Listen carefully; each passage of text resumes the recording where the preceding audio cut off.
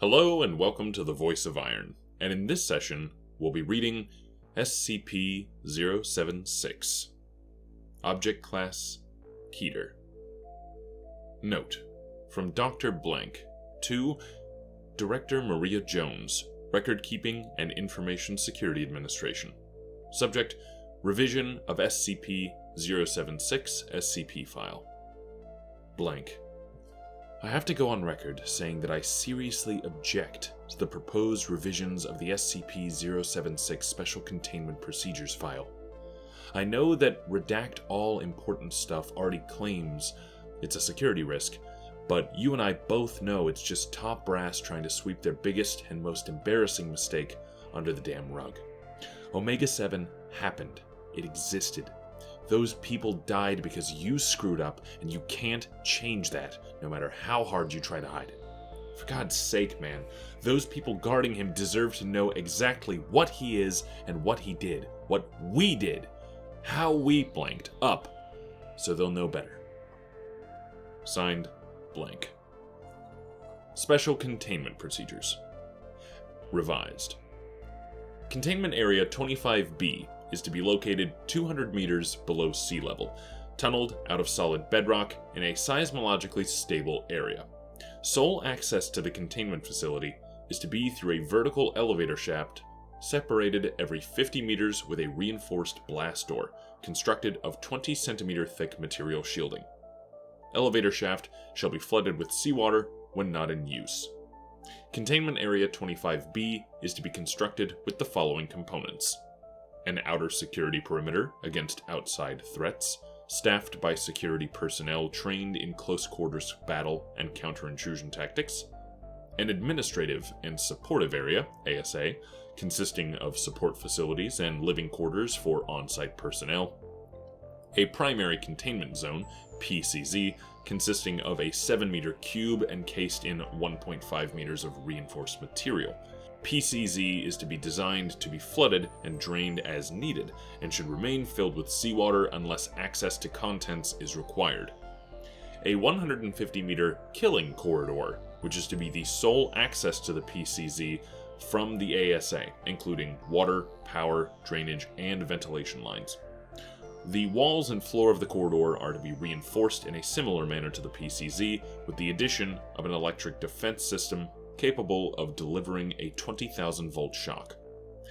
A security station located at the entrance of the killing corridor is to be staffed with no fewer than 3 armed security personnel on watch at any one point in time. Armament is to include, but not be limited to, at least one blank CIW system on a pintle mount with a clear line of sight down the corridor, with a plexiglass screen to protect the operator from thrown weapons. In the event of a full breach, all on-site staff are to proceed immediately to the closest security station for weapons and armor distribution. Staff will remain at Alert Condition 1 until SCP-076-2 is confirmed neutralized. Should 90 minutes pass after declaration of full breach without a stand-down order being given by Level 4 or higher personnel, final contingency measures will be activated, flooding the entire facility in seawater and sealing off the access shaft for a minimum of 24 hours before retrieval is attempted.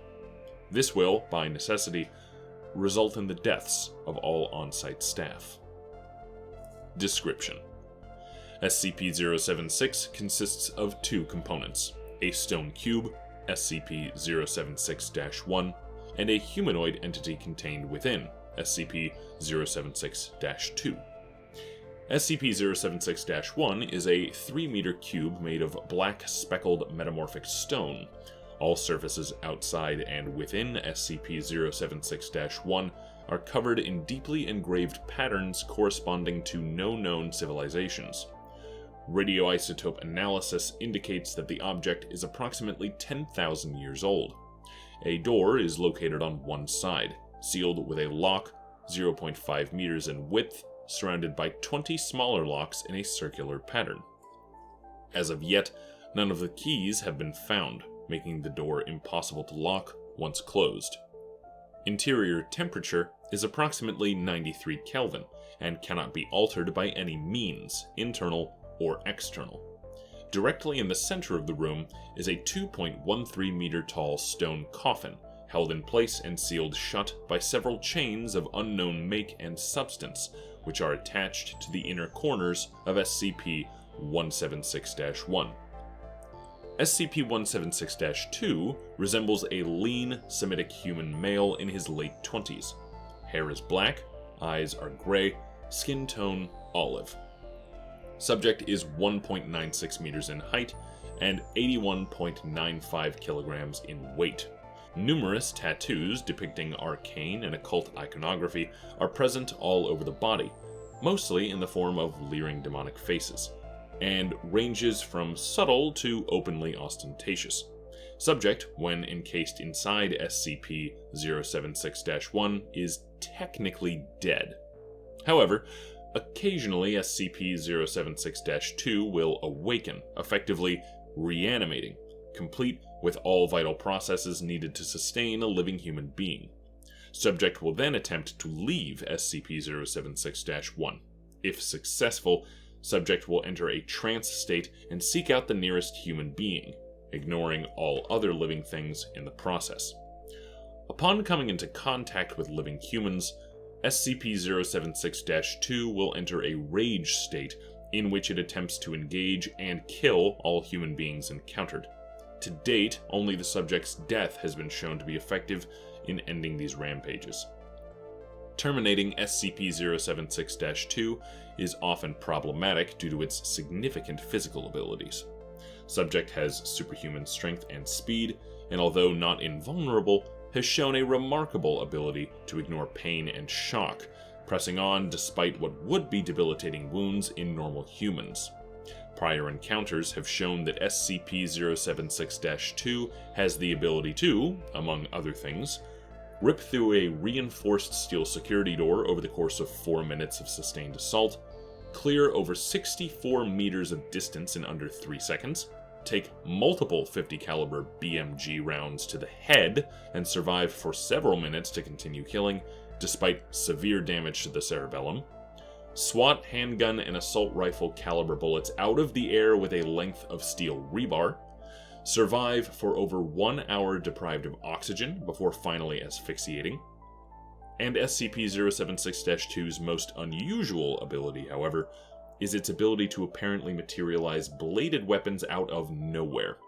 Slow-motion video footage reveals that the blades in question are actually pulled from a miniature dimensional rift described as a small hole in space. Where this portal leads is unknown, as is how SCP-076-2 is capable of generating said rifts. Footage of the blades in question shows them to be made of a completely non-reflective black material appearing as a black void in space. As the blades rapidly vanish after leaving the subject's possession, no structural analysis is possible at this time.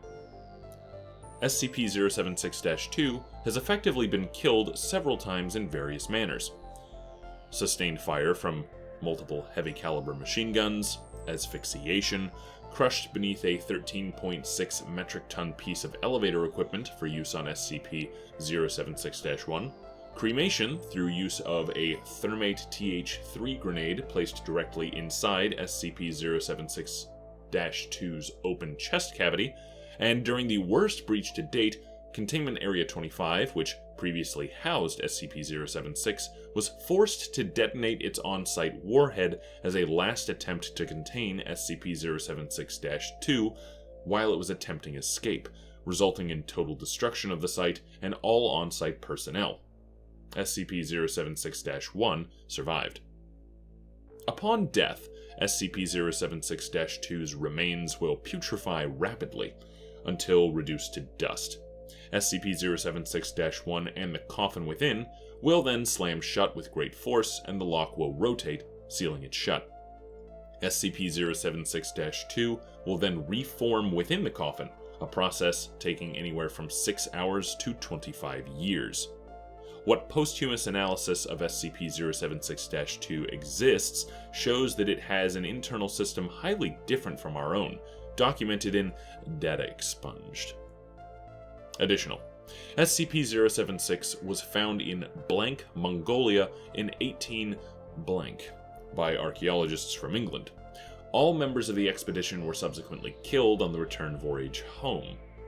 SCP-076 was recovered from the ship blank blank by the Blank Society, one of the organizations that later merged into the modern Global Occult Coalition, and placed on display in their inner sanctum. SCP-076 remained in storage for blank years, until SCP-076-2 became active and escaped on blank date. The reason for SCP-076's activation is currently unknown, but it was at this point that the keys to the outer shell were lost. A massive manhunt, lasting over 3 years and blank blank, took place until SCP-076-2 was incapacitated by blank blank, killing it and causing it to reform inside SCP-076-1, by then retrieved and secured by agents of the SCP Foundation. Subject was in custody for 3 more years, under constant supervision, and was terminated whenever it became active, although it occasionally was able to escape for short periods of time, often due to security breaches caused by attacks from other organizations. The Foundation's death toll due to this was data expunged, and further data expunged. After the last incident, the current procedures regarding SCP-076 were implemented, although they are upgraded regularly with the increase in technological standards. That concludes today's reading, and thank you for listening to my voice.